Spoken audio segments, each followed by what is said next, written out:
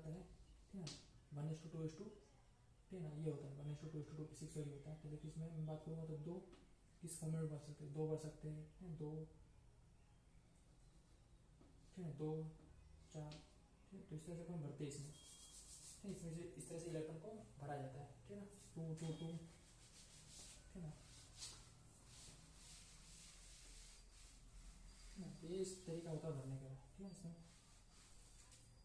तो देखो अगर इसमें सोडियम था, इसमें 11 इलेक्ट्रॉन थे, अब क्या कर दिया अपन ने, एक इलेक्ट्रॉन को बाहर निकाल दिया, माइनस कर दिया, इस पर अब कितने बचेंगे, 10 इलेक्ट्रॉन बचेंगे। अब वो 10 इलेक्ट्रॉन बचेंगे तो अब सोडियम को लिखने का तरीका क्या हो जाएगा, वो हो जाएगा Na+1, क्योंकि मैंने क्या बोला था, जितना इलेक्ट्रॉन लॉस होगा, ठीक है ना, उतना ही नेगेटिव, सॉरी उतना ही पॉजिटिव चार्ज होगा, एक इलेक्ट्रॉन लॉस हो तो उतना पॉजिटिव चार्ज होगा, ठीक है ना।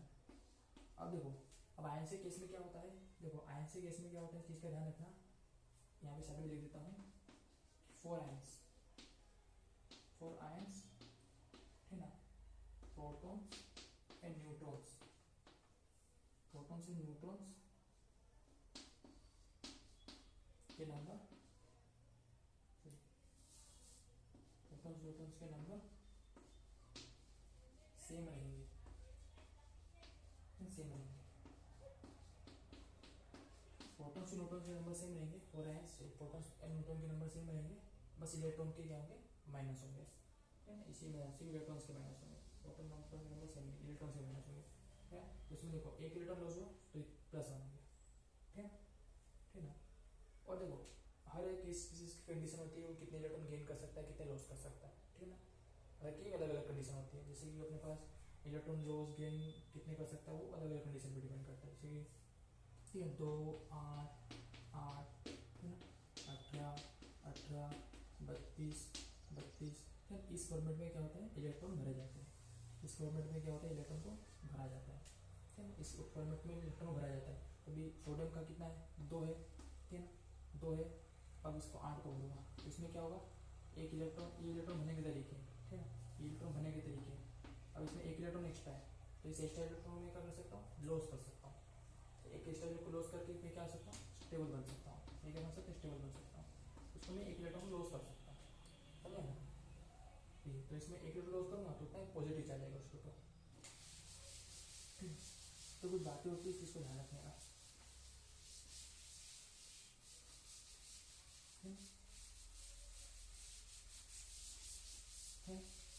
है समझे ना। आयंस देखो एनायन कैसे बनेंगे, गेन ऑफ इलेक्ट्रॉन करके, केटायन लॉस ऑफ इलेक्ट्रॉन करके, जितने इलेक्ट्रॉन लॉस होगा उतना पॉजिटिव चार्ज आएगा।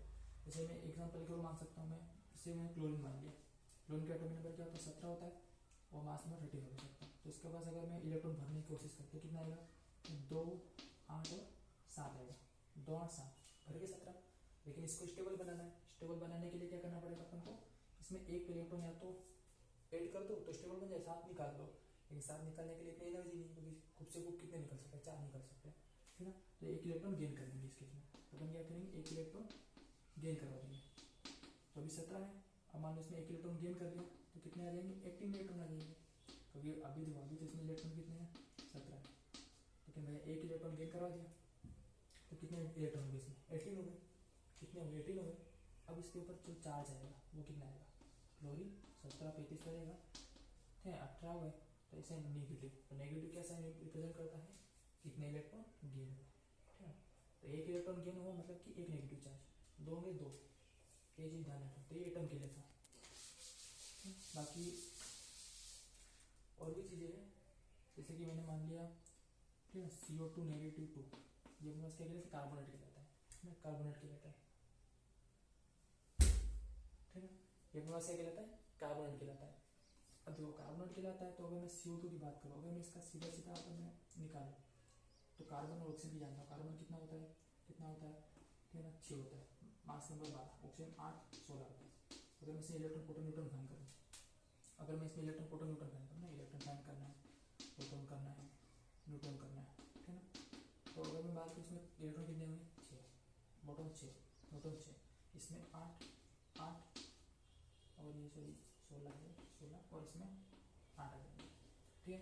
तो और कितने हो गए, 14 14 14। इस CO2 के लिए तो अपन जानते हैं, क्योंकि इसमें तो अभी भी 1 है, ये तो अपन 1 के लिए है, लेकिन 2 के लिए अपन क्या करेंगे, मल्टीप्लाई बाय 2 करेंगे, मल्टीप्लाई का 2 करो, मल्टीप्लाई का 2 करो, मल्टीप्लाई का 2 करो, है ना।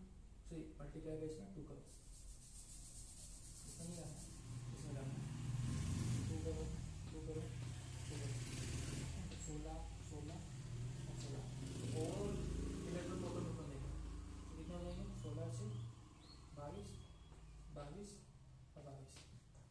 एक के लिए कितना हो जाएगा इलेक्ट्रॉन प्रोटॉन न्यूट्रॉन, 6 से 2 के लिए कितना हो जाएगा, 8 8 हो जाएगा, ठीक है। तो 8 से 14 14 14 और इसका भी बोलो 8, तो कितना 22 22 हो जाएगा, तो टोटल ये हो जाएगा।